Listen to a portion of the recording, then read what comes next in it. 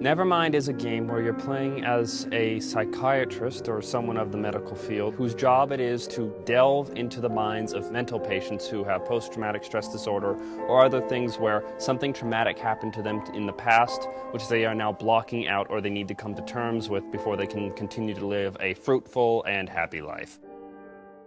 So in Nevermind, you play as a doctor who we have named a neuroprober, and it's a new kind of technology in which you can enter the mind of a patient and experience some of the memories and thoughts that they have and try to see what is it that they're repressing, what is it that they're willfully ignoring or hiding from even themselves. So it's your job to dive into the subconsciouses of patients and actually try and fix the problems that they're having. But you don't really, you get some background information, but you don't know everything that lies in wait for you when you go into the mind, so you really have no idea what to do except for you try to piece what happened. And he does that by collecting pictures of the problem that happened to the person. And those pictures can represent parts of the actual problem that person suffered or the trauma that person suffered.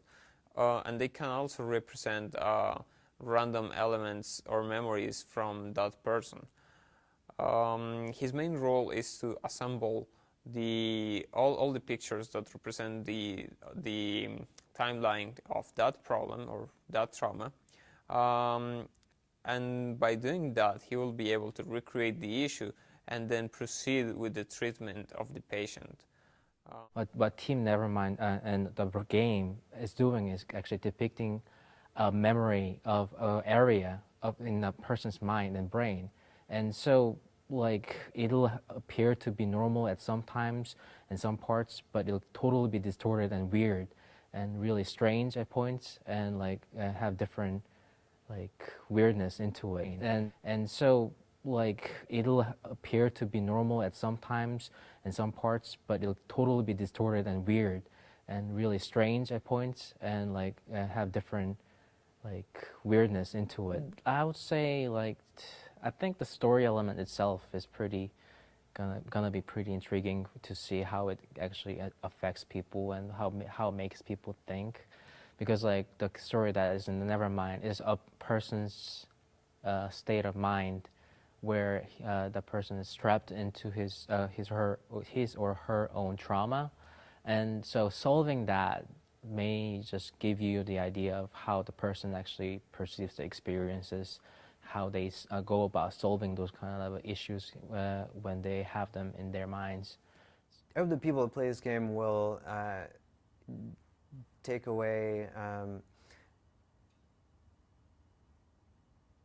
maybe have a way of looking at their own experiences in a different way.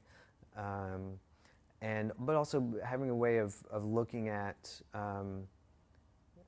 and maybe this is pushing it too far, but maybe having a way of looking at why other people behave the way that they do. We all have truths that we would rather ignore, that we would rather not acknowledge.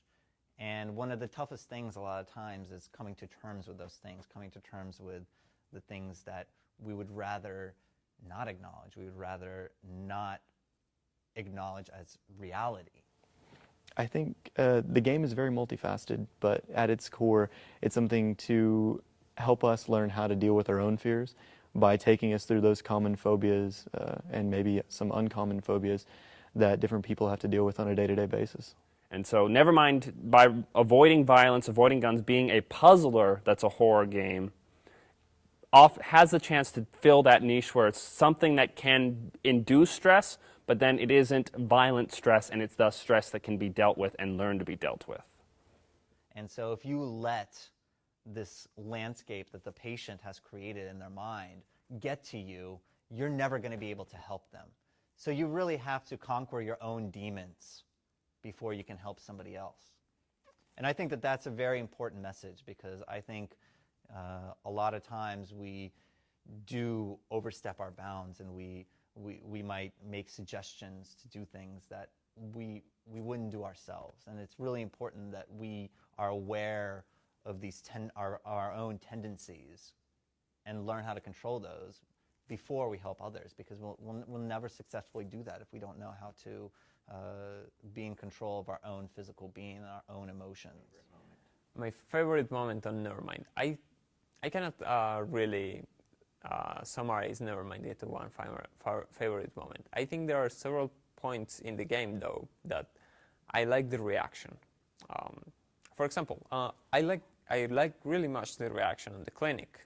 On the kitchen, because on there you can see fully how the sensor reacts to you, and it's just amazing to see how you can control the milk level with your breath and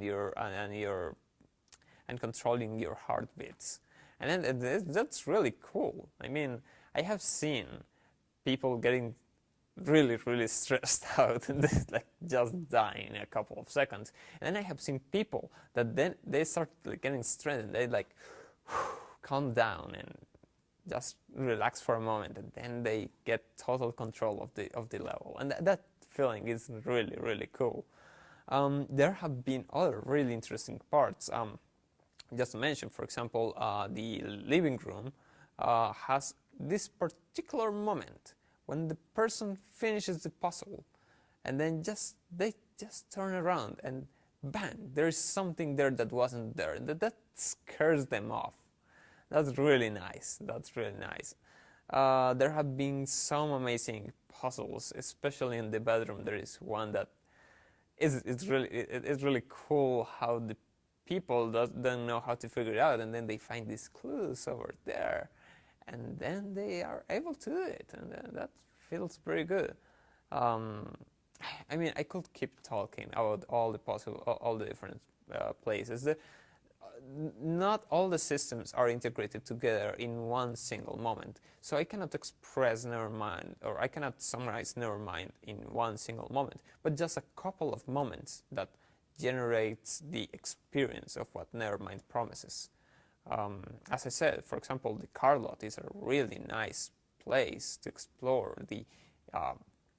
all the settings that can use from where you start to when you actually get out in the garage and see all these accurate images around you. That's just awesome. That's just awesome. And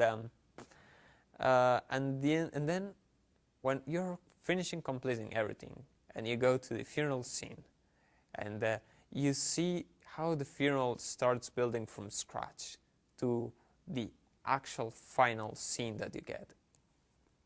That's a really nice sensation, and it's something that we really are exploiting there, and it's just really good.